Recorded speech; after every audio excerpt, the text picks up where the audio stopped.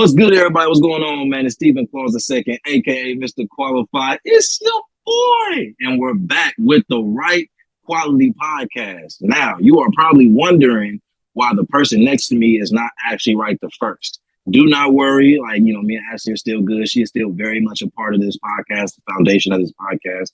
But with things she has going on with her job and carrying on, her time commitments change and things like that. So, in order to keep this going and bring this back, I'm pretty sure the person next to me will be a consistent guest. And if he can't, I have a couple other people that be able to help me out from time to time, but the co-host for the time being that I'll be having moving forward at this time, I'll let him introduce himself. And then we just going to get right into some of this NBA talk, man. We just going to get right into it. But go ahead, introduce yourself first, my fair brother.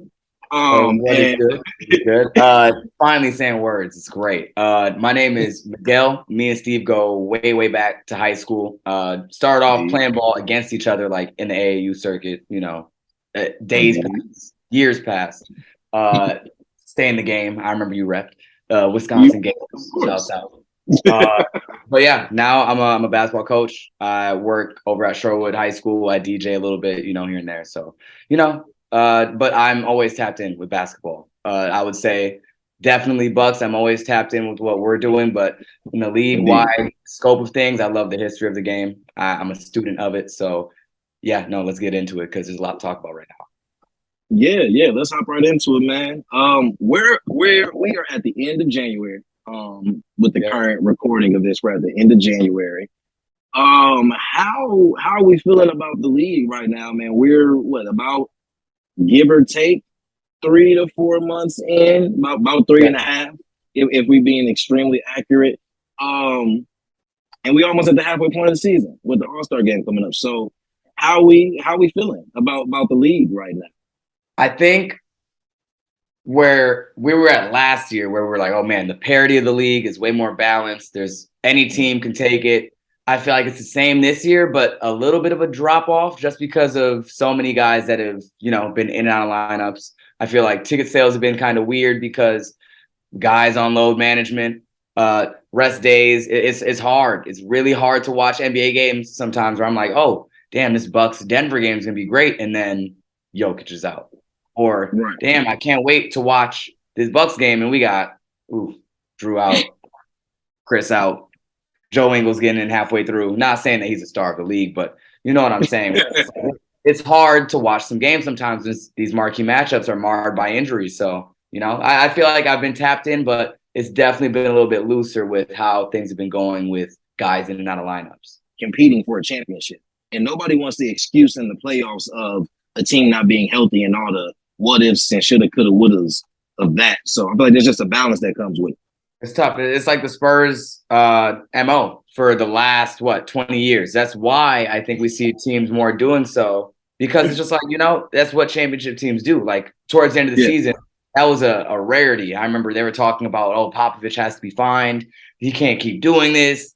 The sitting guys like him, Tony, and Manu. Yeah, Pop doesn't. No, yeah, he does not care. But especially once they're older. Once they're older, I'm definitely giving some of my older vets, especially if they still, like in San Antonio, when your 3 older vets was still the core of your team, yes, they're going to get some load management. So if we are going to make the playoffs, we need to be like, they need to be fresh and ready for that. So, yeah, I think what would be a fair thing to do is suck for home fans, but if there are going to be any mandatory rest days for players, that they do them in home games. And I know that's going to be kind of a detriment to home ticket sales, but to make sure that, when these teams go on East, West Coast trips and they only get that one game a year in that location, that prioritizing that they stay in for those, then maybe we'll give them maybe one game a year that they can miss against their East counterpart or their West counterpart. And then home games are the majority of where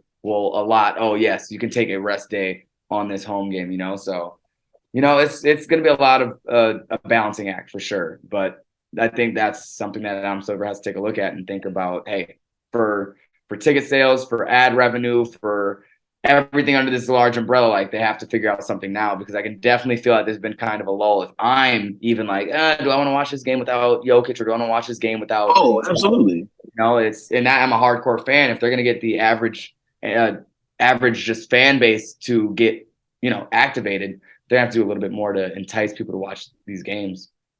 Yeah, especially I think it's bigger when it's nationally televised games. Every game is important. So it's not to say that if a game is not nationally televised, it shouldn't apply. But if you have a nationally televised game where you're building up this matchup, then of course, obviously, you're gonna want somebody to play. But we can switch gears, into the season. What teams have stuck out to you, and for what reasons, good or bad? Man, the Beam team, man, that's crazy. Sacramento third in the West right now. Like, this wasn't like, I remember it was Orlando, like when they had Aaron Gordon. So like 5 years ago when they started, like 8-0 or something like that. And they're like, y'all got to watch out for us. And then sure enough, they're bottom of the East in like the next 20 games. Like, I don't think it's one of those. We're a considerable portion past the half or a little bit closer to the halfway point in the season. They're balling. Like, that trade was definitely a win-win. I remember you mentioned it before stream, but man, when they traded Halliburton, I was like, well, Kings going to be Kings. And they drafted Keegan Murray, and Kings really going to be the Kings. And then, man, they put together a squad. So what do you think is the key for Sacramento right now? Because I agree with everything that you said.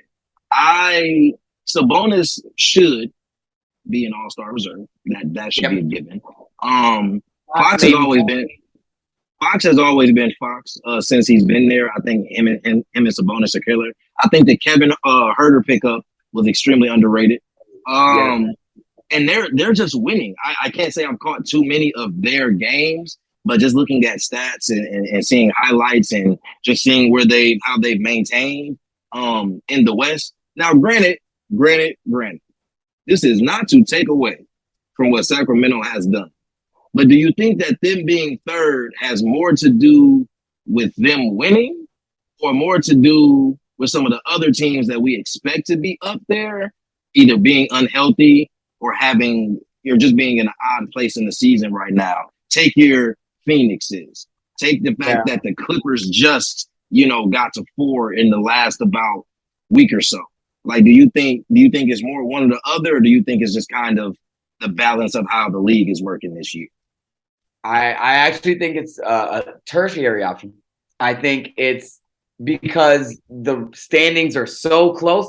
Third could be 10th in the West. Like, they're two games away from being like out of it, So it's like on paper, it's like, wow, they're third. But they're 27-20 and 10 Utah's 25-26.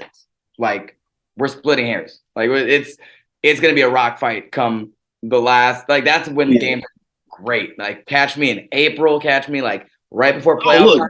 Guys gonna be playing. March. Look, March. All of March. Oh, it's about to be lit. So wait, is there that playing tournament this year? I was gonna ask before spring. Like, I can't wait. I can't wait because guys are gonna be playing. Like, they don't want to play that playing before playoffs because those games have been phenomenal. Like, every single one of those playing games have been nobody wants to be in a play. Nobody wants to be in a play-in game because, in all honesty, at this point, you're looking at any given night. So if you're a 7 seed and you play that 8 seed, there's no guarantee that you're going to beat the 8. But then also, if you're a 7 and you lose to the 8, there's no guarantee you're going to beat that 9 or 10 seed either, especially the way the West is set up. So that's just it can get really dicey. What's really tough too, especially in the West, you can go from the 7 seed to the 8 seed, and then you go from facing Denver to playing Memphis, or you go from Memphis to playing Denver. And I would much rather have that Memphis team than facing Jokic and whoever. Like, especially if I'm a Utah who traded their one big that could defend the post, and OKC who's down there. Like, Phoenix, we know Aiden defended Jokic well that one time they played, but Lord, I wouldn't take that again because that seemed like an outlier year for the Phoenix Suns, and now it seems like they're kind of falling back to earth. But, Yeah. Phoenix is another really interesting team this year. We talked about it off stream, but Crowder hasn't been playing. They agreed beginning of the season that, they were going to part ways and try to find another team for them. Haven't up to this point. So they've just been without an additional piece. Booker gets injured. Chris Paul missed a ton of games. Cam Johnson just came back recently. I think the Chris Paul thing might be something else. I believe that it's a delayed Kardashian curse that we're seeing here. And boy, oh boy, did that man cause a shitstorm with that tweet. Holy cow, that was crazy. Because now, ever since then, I think they went on like a 4-game skid. And then listen, like turmoil. Sarver selling the team. DeAndre Ayton wasn't going to get paid. It's been a mess ever since they had that championship run. Listen, you're not wrong.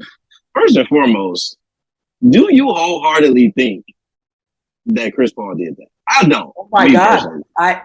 I know it's coming from it's coming from a source who knows what he's saying is true. But does he have any reason to lie? This seemed like such a far left tweet, just so out the way, where it's just like, that's gotta be true. It's extremely difficult because that hurts his pride by saying that. What is that pain? It did, but I don't know. That just it's so left field that it's like I feel like it could be either way. Like you could easily make the argument of why would he lie, but I mean we've also just heard him say things that are just like I can't wrap my head around where this is coming from, and I'm not going to try to. No. Nonetheless, whether this is an actual curse or not, I don't know. But I think a bigger question, did the Suns overpay CP? And I don't want to go as far as saying it's time for him to hang it up. I don't want to put that on a player that is performing at the level that he still is. He's still playing at a very high level. But is he past the level where he got the paycheck that he did and also in having the role that he's expected to have with the Suns? You know, this is, I'm going to open up one of my biases right now. Chris Paul is a top 3 point guard in my eyes all time. We had this discussion. Oh, sorry, top 5. And that's even barely. I remember we had a discussion about our top 5 lists this past summer. But bias-wise, that man has been a point god for years. He's insane. He is psychotic. That man knows the game to a scary degree. He does. All right, how about this? Top 5 basketball minds. Up there with Rajon Rondo, LeBron, Absolutely. Magic. A top basketball. If we're talking IQ in the game of basketball, easily. I'm not even really debating your top 5 all time. I think that it's never been. You said what? We don't have to do that now. I know that already Akers is going to be in the comment. Now Miguel, we know what we talked about. We have the list but I think he is at that point where he's probably an overpaid, age-wise, stature-wise, like where he's at in his career. His mind can only do so much on the court. He's not the same Chris Paul of old. Like, he's still got the same passing skills. He's still probably like a plus-ish defender, but I don't think his impact on the court was, Clippers Chris Paul or like even, early New Orleans Chris Paul or OKC Chris Paul. You can go there. Where it's just like I think that's the thing. I think we saw OKC Chris Paul and we were like, oh, he is still here. You know what I'm saying? And then even in the first season with Phoenix, it was he is still here. I don't know what happened after the championship. I don't know, because that's a whole nother conversation. Honestly, there could be a whole conversation about Chris Paul that can get really, really dicey. Drew Holiday happened. He saw someone that was going to give him what do they call Patrick Beverley, Mr. 98 feet? He saw someone that was going to check him whole court. He made him see a different side of like, man, I really got to work. Like, he can't just come off a pick and be like, oh, I got a big on me. Let me do my little spin, fade, post, high. That's gone. Drew was like, no, I'm fighting over that. And I'm there every time. And I think he got the old legs got to him. He's like, you know what? Yeah. I don't got it. Maybe I don't got it anymore. I think that kind of took some steam off him. That was his ring that he was supposed to walk into. They thought they had one. No. Honestly, I think that's his last shot at one. I'm not going to hold you. I'm not going to lie. I think that was his last. Unless, future Buck off the bench, maybe if he finishes that contract, I'll take a 40-year-old Chris Paul over seeing any George Hill minutes in my life. Please. I've seen too many George Hill minutes. I'll take a 44-year-old Chris Paul. I don't care. He's got to be a positive more than George Hill. I love that man. His farm is great, but man, why isn't Marjan seeing the court? I digress. I'm bringing it back. I'm reeling it in. It's okay. Marjan's not seeing the court because he's a rookie, one, and Bud also really struggles with timing with his rotation, but that's another conversation. But Jordan Nwara's in the lineup. Digress. I'm reeling it in. So, other teams that are standing out at this point in the season, the Grizzlies. And their Grizzlies are interesting because I never know what Grizzlies I'm gonna get, and it's really hard for me to put my bid in to say they're coming out the West. Do they have the team and the talent ultimately to come out the West? They're a contender out of the West for me. I can see it happening, but they're so inconsistent that I'm like, I don't see you all beating Denver in 4 games. Being inconsistent. I don't see you beating a healthy Clippers team in 4 games inconsistent.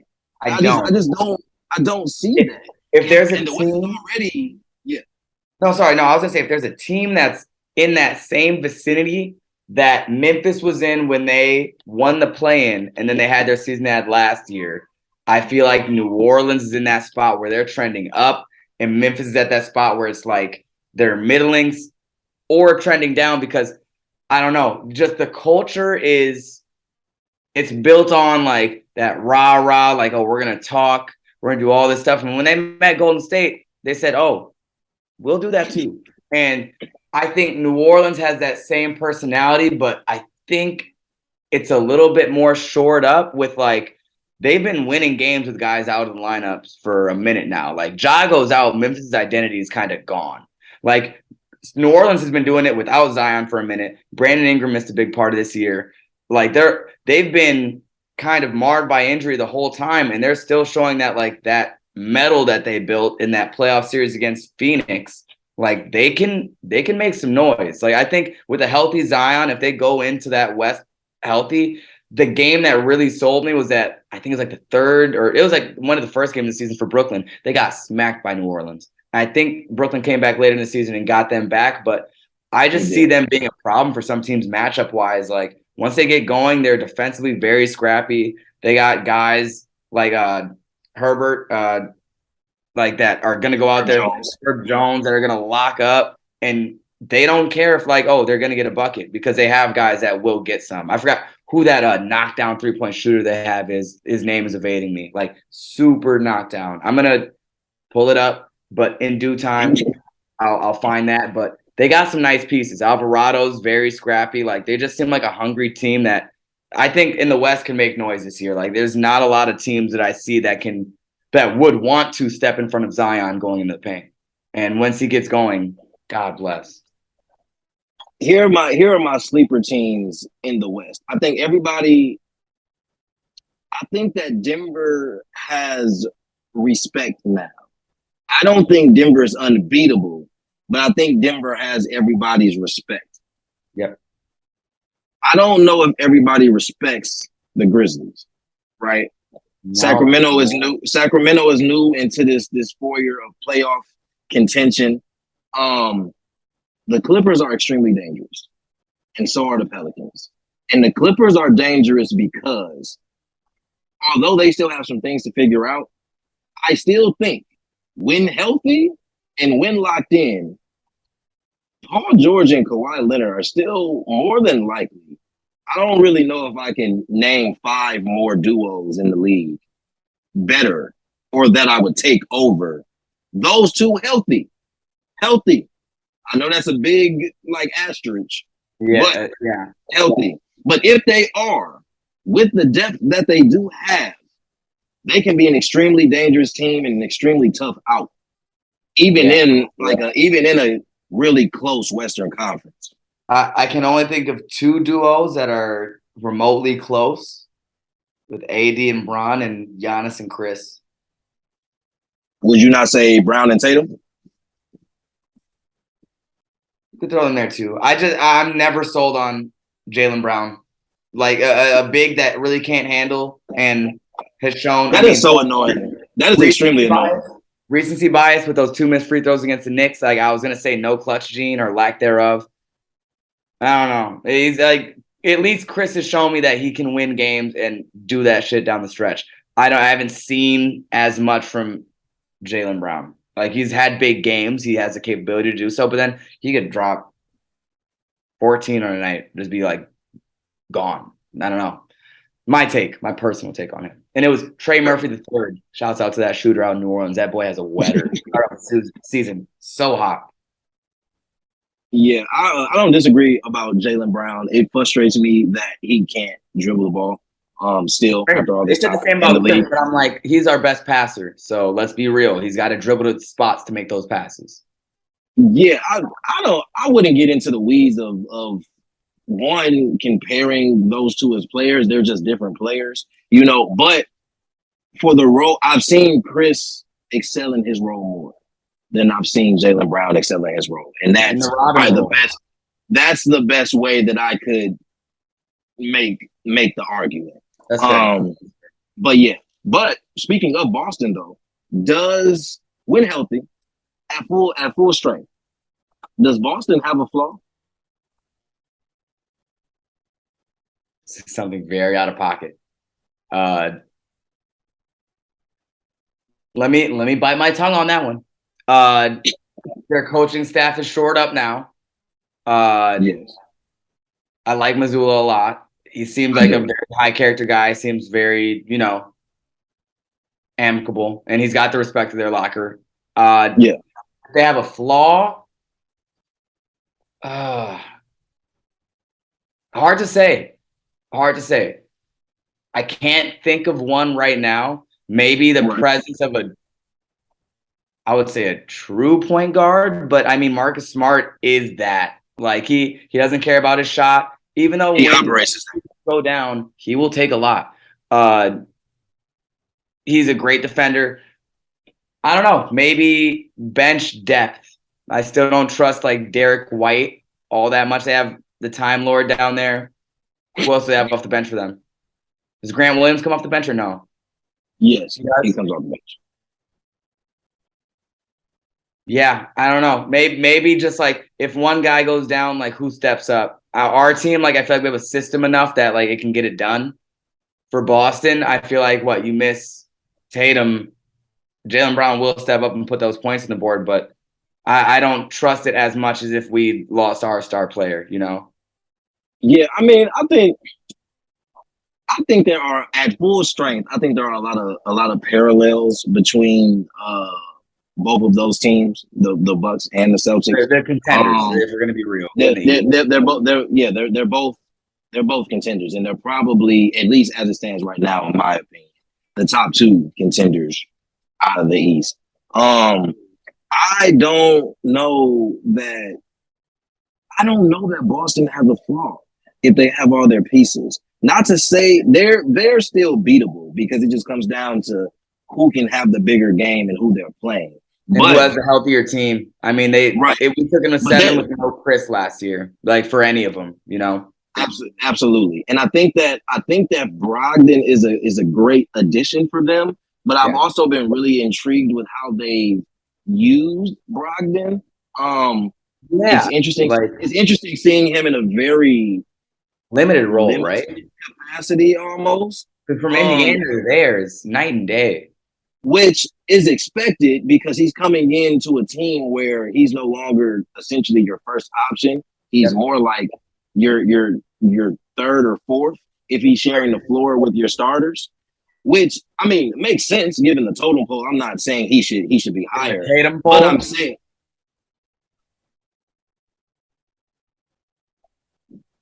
Okay. Yes, the totem pole. Anyway, but so I think that's interesting. But I still think they're going to have an extremely tough they're gonna have an extremely tough road through the playoffs. Not saying the road last year wasn't tough, because I mean, to go through Brooklyn, us, and Miami with the last two being 7-game series, I don't want to discredit like what they had to experience last year. But Yeah. I think that the teams, one, I think that the Celtics have a bullseye. Yes. On that Now, this year. Figure it out. I think they have a bullseye. More, they probably have they have a biggest bullseye in the East, which I'm not saying is to their detriment necessarily, but I do think that I don't think any series they have past the first round, depending on seeding, will be a cakewalk.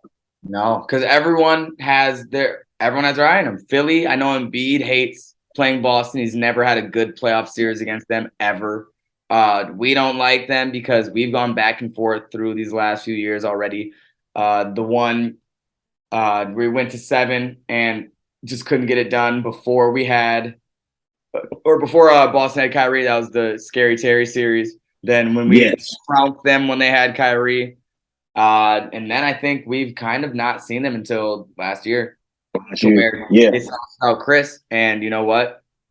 Tip our hats. Bud had a terrible scheme playing George Hill over a healthy Javon Carter. Let's not talk about it. Well, because watching that game 7 had to be one of the most difficult games to watch live, because I could have made more adjustments. Playing an injured George Hill over a healthy Javon Carter at that. We're playing him first game off injury, like that man's gonna stop something. Not even forget George Hill. It was just the barrage of threes that we just allowed. PJ Tucker chewing Bud out and saying, "Let's switch these picks because Grant Hill is looking like Larry Bird on us. Change something." I remember because that Brooklyn series, we forget. PJ Tucker had a nice heated discussion with Bud, like, defensively, something's got to change. And Bud was like, you know what? I'm too scared to talk to you. Change it up. Do whatever. And then something kind of popped. But I feel like when he has his full control over a locker room and we're just supposed to sit there and listen to him, we're going to get wet up, man. That defensive coverage, that drop coverage does not work in a team like that, where we have to at least hedge and work over. You got to do something. Yeah. Hopefully it changes in the playoffs for sure. Any other teams worth talking about for you at this point in the season? I did say I want to talk about the Lakers. I did say I want to talk about that, but any other team for you? In terms of just championship contenders, I only see Boston and Milwaukee being credible threats in the East. If Ben Simmons decides to look at the hoop, possibly. Well, let's not even. We need the best sports psychologist for that, man, because Lord, it's so frustrating watching big players with no heart. Like, bless his soul, but man, that man doesn't want to play basketball. It goes into my theory. It's something. It's something. He's in it for the look. He's in it for the image. He's not really a hooper. It's something, because I am just not. I can't even get too deeply into it. I don't really understand where he's at, because he doesn't want to shoot the basketball at all. Like, I just don't. I've never met a basketball player like that in my life. I've never met someone who gets in a position. If you can dunk, and he had a similar play with Brooklyn that he gave to Nick Claxton, I think, like this year, where it looked like that Trae Young play, where it's just like, you are 6'10", incredibly gifted, can jump out the gym. He doesn't even look for a dunk. Like, what? No. That's not real. That's not real. You can't be paying him that money, and that man won't go and try a dunk. Nothing to say. There's nothing to say. I don't know. There's no answer. I don't see what they do. He's a glorified pick setter. He's a glorified walking dribble handoff. He's sitting up there at the top of the key like John Travolta in Pulp Fiction. It's crazy. It's crazy, man. I don't understand it. I don't understand what is up with him, where it's just like, what do you do all day? What do you do all day in the gym? Not my team. I don't care. Not my team, not my problem. I don't care if they win or not. I don't care. Lord. I don't go play soccer. Go play rugby. Like, do something with your size. He'd be a great tight end. Phenomenal tight end. He doesn't have to move the ball and hoop at all. All he has to do is just push people and then catch a little 5-yard out. Send him to the Jets. I'm sure that when Aaron Rodgers gets there, he'd need a tight end somewhere. Do something else because basketball's not his sport. I don't know, man. Polo. I'm in tears. I'll save LeBron for the end. But let's get into some all-star stuff. Do you agree with the starters? They were announced this past week. Do you agree with them? Yeah, I saw some talk about Shai getting snubbed, and he's had a phenomenal season. Like what, 31, like 4-5, like that. Yeah. In a surprisingly, like, I wouldn't say overplaying. They're 11th seed, but still, like, what, 10 games back. They're still within that like 10-4 range in the West. They're playing well for a team that should have been tanking for Wemby. It's like I would say so too, that he's played well, but if we're going by a record and if we're going by who he'd replace, like Ja, they have the 2nd seed, and Steph is the 7th seed, like what, a game ahead of them. But I'm not. Oh, I can't take out Steph and Ja. Like, those are, we're going by ticket sales and who's voting. Like, man, I love you, Shai. Ja's not starting, which also doesn't surprise me. Sorry, it was Luka and Steph. I apologize. Correct. Yeah. It was and Luka. Like I said off stream, man. I mean, even with Steph missing the games that he missed, he's still having a ridiculous year. And not that that's surprising anyone, but it's when you consider the year he's having in his stats, along with the fan vote. Shai's just not at a place where he's going to get those votes to be a starter. He should most definitely be a reserve. Now, if he's not a reserve, I'll be extremely confused. But as far as starters go, it was a no-brainer that it was going to be Steph and Luka. So for the East though, I feel like the front court in the West was a given. Outside of Zion missing the amount of games that he missed. It was Zion, Jokic, and then Bron. Yeah. So outside of Zion missing games, I think that makes perfect sense. But the front court in the East was always going to be tricky because you had 4 stars that all are considered front court based on, their position. So you had Tatum, KD, Embiid, and Giannis, and somebody wasn't going to be a starter. I don't know about how I feel as Embiid not being a starter. Who does he take out? KD? Maybe, but I mean, does he? They need to have a special classification for big men with guard skills. Because could you put Giannis or Tatum could even slide down to? I mean, yes, he is big, but he is like the most shooting guard big I've ever seen. He's like 6'8", but slide that man down a notch. Because who we got for our two guards again? It was Donovan Mitchell and Kyrie.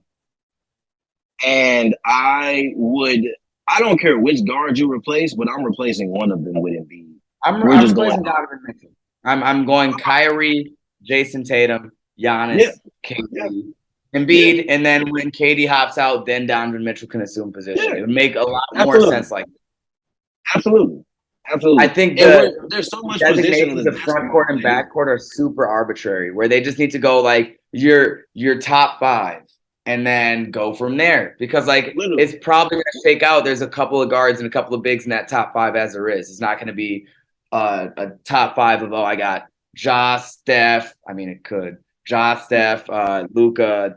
But then you got to throw a couple bigs in there because, like, Jokic is probably the next best in the West. And then, what? LeBron. That's still a modern-day NBA lineup, Yeah, I'm saying, but even when you're talking about vote getters, if you just go off the top vote getters, regardless of position, you're probably going to end up having a balanced lineup anyway, just because of where the stars are. So I agree, extremely arbitrary, but they don't seem to be changing that anytime soon. I'm not I'm not mad at any of the starters. I don't think KD's gonna play in the All-Star game personally. So Embiid's probably gonna get the start anyway. And if Luka for whatever reason doesn't play, I do feel like SGA will get the start. So Yeah. everything's gonna be copacetic. Didn't they replace KD with Donovan Mitchell as it was? Wasn't he? No, Or KD's still an All-Star starter. So I see. but I still don't, that came up. Yeah, no. Yep, you're right. no, I still don't see. I just don't see him playing. Even if he's like ready to come back, I don't see him coming back for the All-Star game. So yeah. But I'm not really. It'll be interesting to see. It'll be interesting to see where the reserves are, or who the reserves are. Who do you have for reserves East? Who do you have reserves East? Because that is Bam, the West is something else. Bam.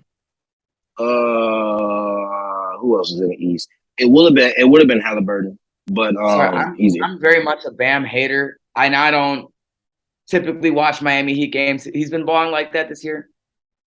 Yes. Yes, he has. I didn't realize you were a Bam hater, man. Well, no, I wanted the Bucks to take him. When we drafted, was he the same draft as DJ Wilson? He might have been. He was up there. He was 17, so maybe.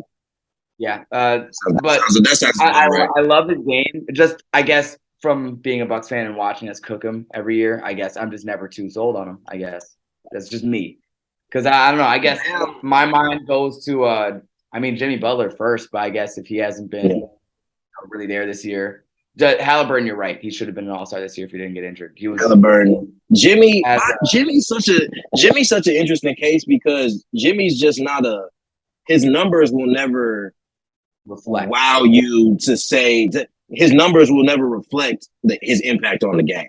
You really have to watch Jimmy play to understand that. So I would say that Harden could be a reserve. I would give Harden the reserve nod. Since he's returned, I'd give Harden a reserve nod. Jaylen Brown. Jaylen Brown. What's in the East, man? Personally, I would say Drew. How Drew's played this year, like Drew. If Drew got it, I wouldn't be upset. You're choosing between him and Trey,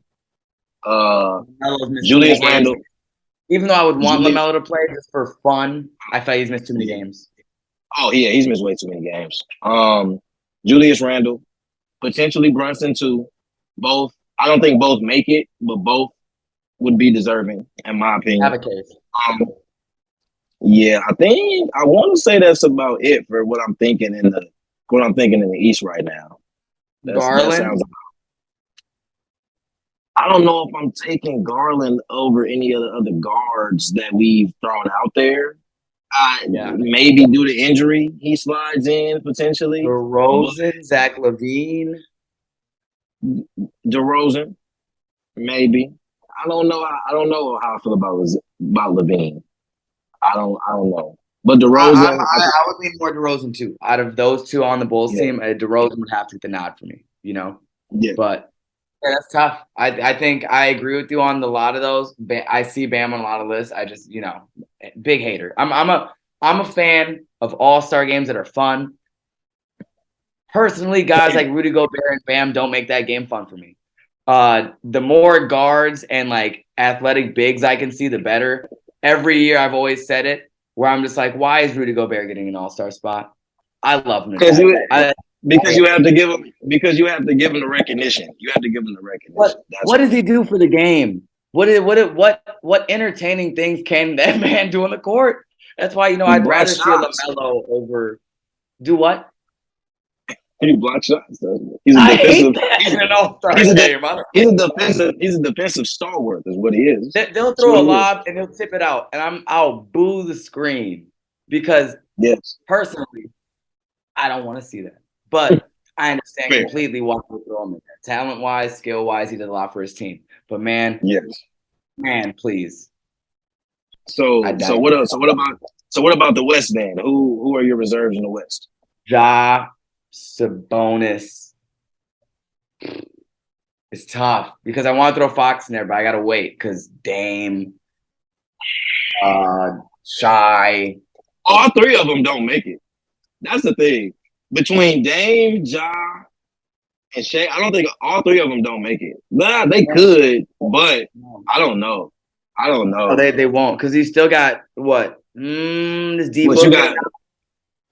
No, he's missed too many games. I know, but you know how voting goes. They put Wiggins as a starter last year. I wouldn't pass people to put that man in there.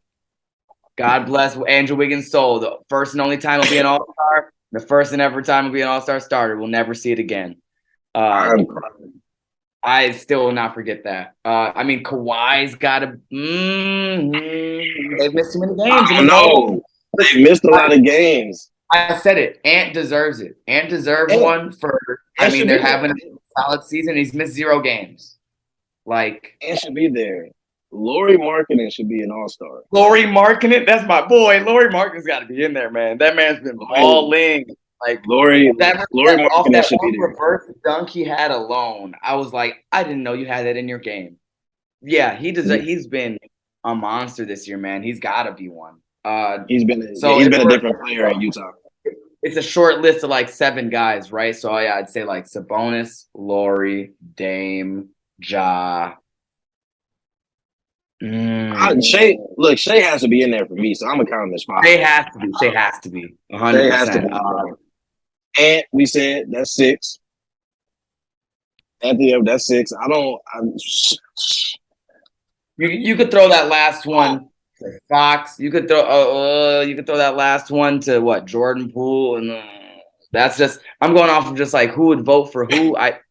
I can't really see. I feel like there's a big out west that I'm missing. The way they're inflating Jaren Jackson's stats over in Memphis, he would be one. Oh man! I mean, you could throw. Has AD missed that many games? Yeah, because he had that stretch where he was on a tear where they're like, he's MVP, and I was like, let's slow down. He did have a stretch that was extremely impressive. That I feel like he would have continued if he did not get injured, which typically happens every single year. But dark horse, Şengün. Give Şengün an all-star spot now. That man's going to be there in 3 to 4 years anyways. We might as well get ready for the Alperen Şengün tour. Well, we're gonna wait for 3 to 4 years for that tour. We're not gonna put that last spot. The last spot has to be Kawhi, Paul George, or AD at that point. Then I can't really see anyone else that'd be deserving. If they give it, my thing with players who are recently coming off of injury or who are injured currently, I just like if you're coming off an injury in the last month before the All-Star game, why play? Especially if you're on a team that's contending. I just don't see it. Let somebody else have the spot. But we'll see. I don't see the value. Or D Fox. D Fox would be in there too. Yeah. So, it'd be out of those 4, and I give it to the healthiest guy, to be honest. Yeah. Within the next episode or 2, the reserves would have been announced, so we'll be able to see where we lined up with that. But lastly, on the All-Star game, they revealed this year they will be picking the teams right before the All-Star game, playground style. Are you a fan? Yes or no? Huge. I do love when TNT and Shaq and all of them are on there. Don't get me wrong. Inside the NBA is my favorite program to watch outside of, your typical shows that we all watch. But, man, like I said this off screen too. If only we would have seen that draft where James Harden got picked last live. Him looking at KD, Rudy Gobert, back at KD, to see that pick and to zoom in on that office style frame on his face. Oh, man, that would have been primetime television. There's a little bit less drama. Hopefully trade deadline will bring a little bit more, but man, that was art. So now to see it live, I'm a fan. I'm a huge fan of that. That was when James Harden was damn near in his villain era of being in the league. From when he went to Houston to now, he's been in his villain era for a minute. Yeah, you're not wrong. I'm a fan of it as well. I think it'll just add to the competitiveness of the game because you're talking about the top players in the world, and you're talking about, okay, so you didn't pick me. All right, cool. Ooh, Bet, say less. that's gonna be Like great to see. imagine out of all, like, who gets picked first? Who's your first pick? So it's If Bron and Giannis. Brown and Giannis are the captains, who's your first pick? So wait, who gets first pick? Is it Bron? Because Bron had the I most don't know. votes, right? I think Brown got the most votes, so he probably does get first pick Oh, if that's what they. I'm Bron. Bron's gonna take Steph. He is going to take Steph, and he should take Steph. Yes, That is the logical first draft choice. because that he's a fun all-star teammate. Because I remember what he did last year. Like, It and makes then sense. Giannis probably takes Luka. Giannis probably takes Luka if he plays. man, ooh, the collusion. I love what I love about this every year. The fact that Giannis gets to be here, the collusion is amazing. Because then it just leads to better trade deadlines in the future. It's like, oh, remember that time what are they talking about here? Why did they meet here? I remember when Kyrie and KD met, and then all that footage comes out the year later. Oh, buddy. Yeah, Giannis. Sweet nothings into Luka's ear. Yeah, I had Jason Kidd as a coach too. I didn't like him at all. Let me get some of that. Let me get some of that mess. I need it. Giannis is Bring not that man over to convincing. Milwaukee.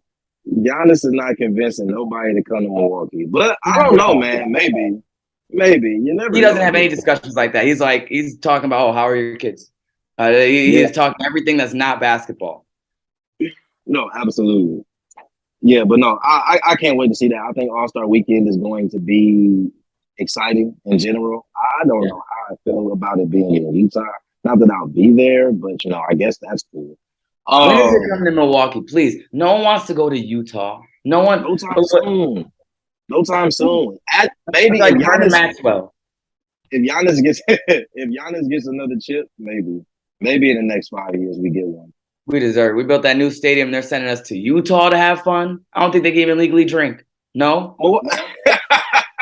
Milwaukee could potentially get it in 5 years. I don't know how far out they go. We set ourselves back this last playoffs, but we did. We set ourselves back in the ranks for sure. Yeah, Utah. Whenever they decided on Utah, it was probably in that 1 year. That last good year with Mitchell and Gobert. So that's probably what happened. They thought they were gonna have something. Yeah, they were like, "Oh, it's gonna be a great time," and oof. So you mentioned it during the All-Star talk, but the trade deadline. I think I have a lot of anticipation for it, but I don't know. I don't know if it's just waiting until the very, very end to get rolling. But I feel like there's so much speculation, and it could potentially be a complete dud by the time February 9th rolls.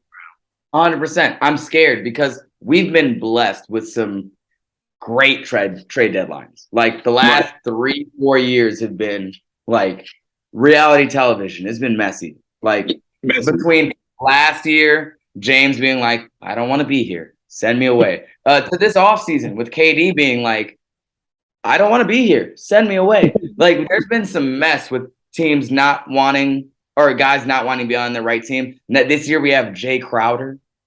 So that's cool, I guess. But no one wants to see the Jay Crowder sweepstakes. I want to see those big names start to drop because I think you said it earlier where it's like teams that need to blow it up, like Chicago maybe, teams that need to blow it up, like maybe even Houston could even start to look at moving some guys earlier than not because, you're starting to say maybe this combo doesn't work. Maybe having a 2-guard set where they don't really play defense isn't the best thing. Maybe they deal KPJ.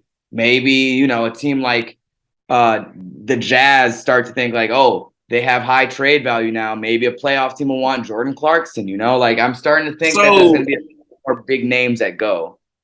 So that's my thing. So that's where I feel like a lot of teams are really interesting. So for Utah, for example, I think Utah would be bigger sellers if they didn't win as much as they did. But now you're in a tough spot because if you sell at this point and you clear that roster, you're more than likely not getting a lottery pick.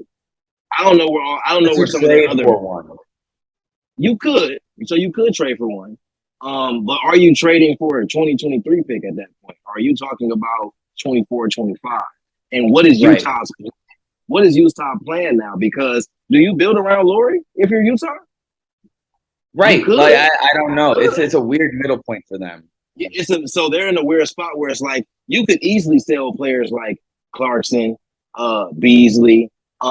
Maybe if you want, like, you could. I don't know how much of a haul you could get for Laurie at this point, but if you were just going to blow it up, you probably could get some picks for Laurie His if you trade wanted to value do that. from Chicago to now has drastically flipped. Because I was saying I wanted to trade Laurie when he was on the Bulls, and I remember they're going to trade him for like some chips. They were like, "We'll take anything we can get," and they did. And then in Cleveland, he started to ball a little bit more. And he went to Utah, and now I think he just has like the full. He has the full floor to flourish because like there's no real bona fide scorer. It could be anyone any night over there, but at the same time, you can tell that he is like, oh, I will take this vacancy and use it to my advantage because he's always been a pretty good scorer. I think he was stuck under Boylan in in Chicago, who was like, if you don't play defense, not seeing the floor, and he was a rookie big, so yeah, he's going to struggle defensively. Like that's going to happen. So I'm happy to see where he's at now, and I feel like if they did trade somebody, he's definitely a high target. But what did they get in return? Because Utah has to decide. So Utah has to decide what they want to do, because do you want to figure out like who you're building around, or do you want to go full blown rebuild? Because y'all thought that this was going to be a rebuild, but no, you got players that had nothing to play for and they started winning games. It's crazy. But yeah, Sexton could also be moved in those discussions as well. But I think another team, they're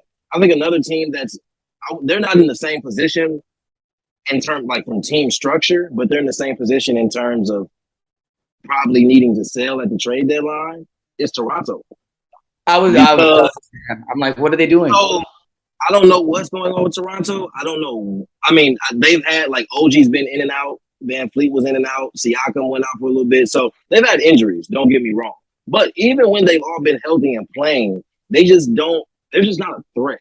Like they're talented, but they're not a threat to not any Toronto of the 2017, 2018, you know. Right. So what do you do? Because the only person in my mind, the only person Toronto doesn't move is Scotty.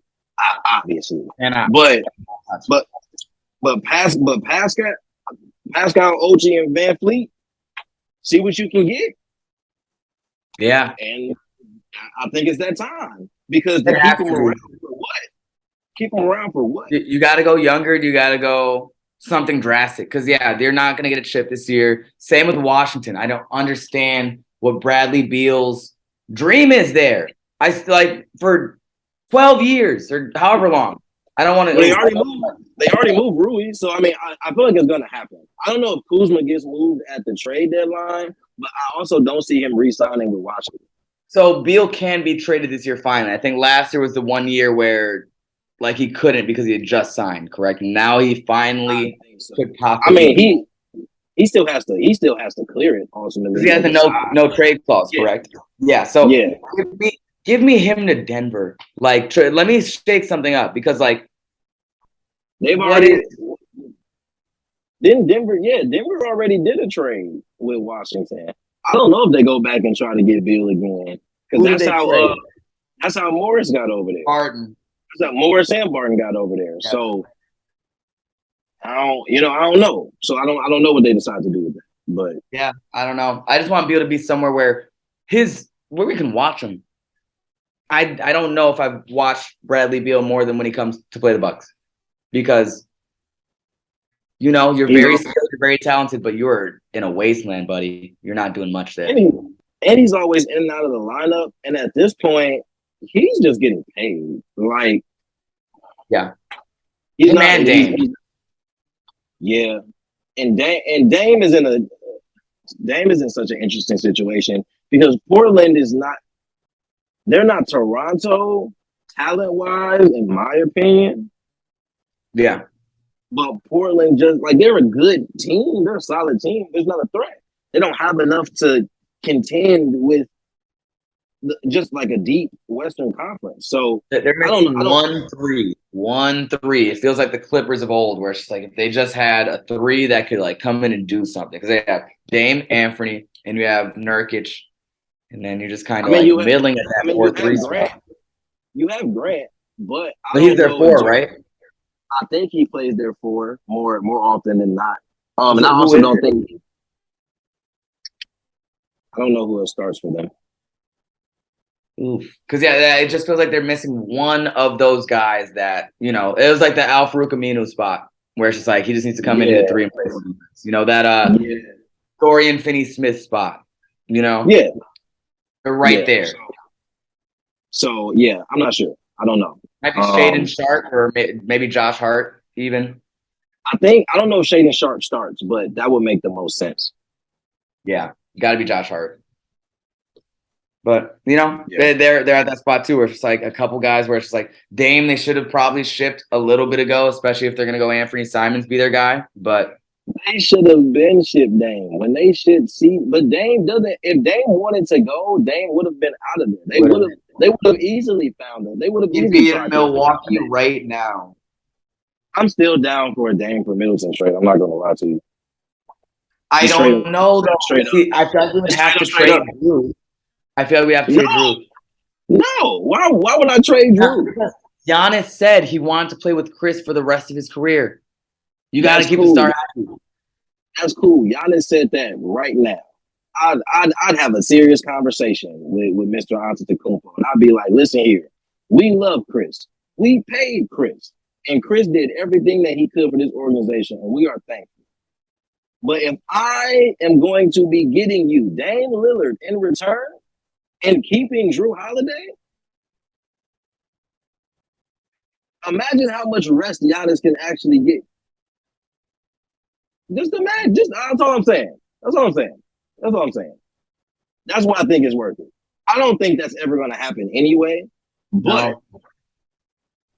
I don't think it's going to happen. It would have to involve Dame. It would have to involve Dame really wanting to be there or to be with Giannis. I guess I'm looking in the future and I'm like, yes, that'd be the best move right now.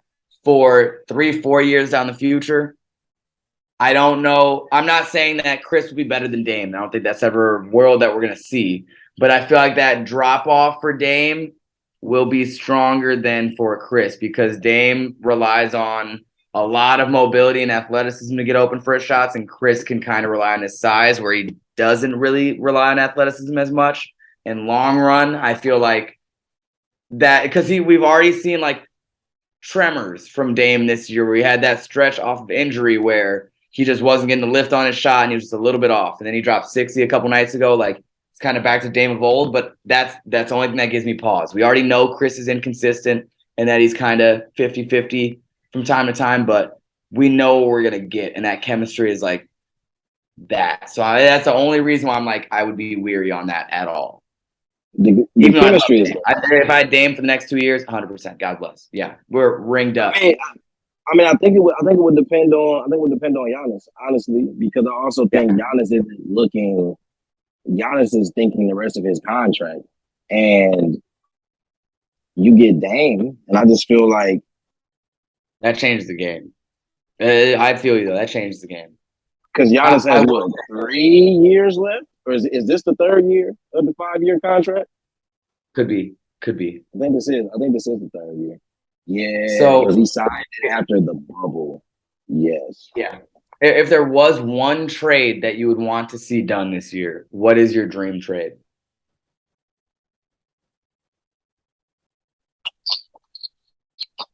I have 2. I do want to see the Bucks. I do want to see the Bucks go get one of 2 people. Either go get Crowder or go get Reddish. And I would not be mad at going to get Cam Reddish because I feel like it's a risk we can afford to take. 100%. Yeah, I feel that. The league-wide one I want to see.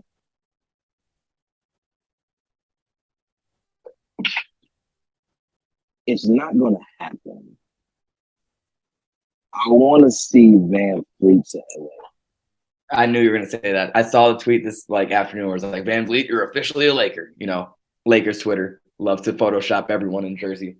The thing is, because I just don't know how the Lakers move Russ's contract, but if you got Van Fleet there, and it kind of sucks because Russ has accepted his bench off the roll, and I think it actually works great for how that team is constructed.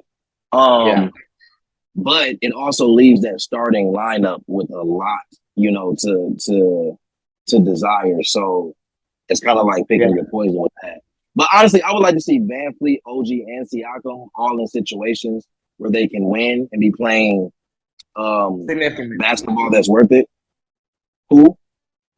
No, I'd say see significant minutes, actually, on a winning team. Oh, Siakam to Memphis. That's interesting. That's very interesting. That fixes a lot for them.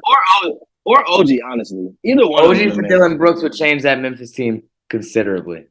Considerably. I told you earlier. The only thing that gives me is Dylan Brooks on that team, because that man sees one go through and then he's like, I could shoot the rest of the game. No, you can't. That is spicy. I like that though. I like OG for Dylan Brooks. Because then he fits that defensive tenacity that they have. He's willing to step out, hit that three. Like that'd be that piece that I feel like they're missing. Same with Portland. Like if he went there, that starting five would be kind of scary with OG.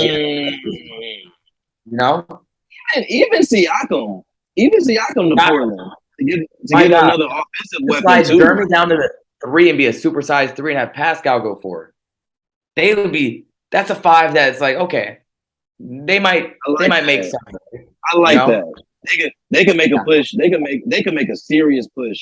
So the only thing with Portland and Toronto is that they already have rapport with that Gary Trent trade. That Gary Trent, Norman Powell, and that's very recent. Or just like, do they go again? Maybe if it worked the first time, But yeah.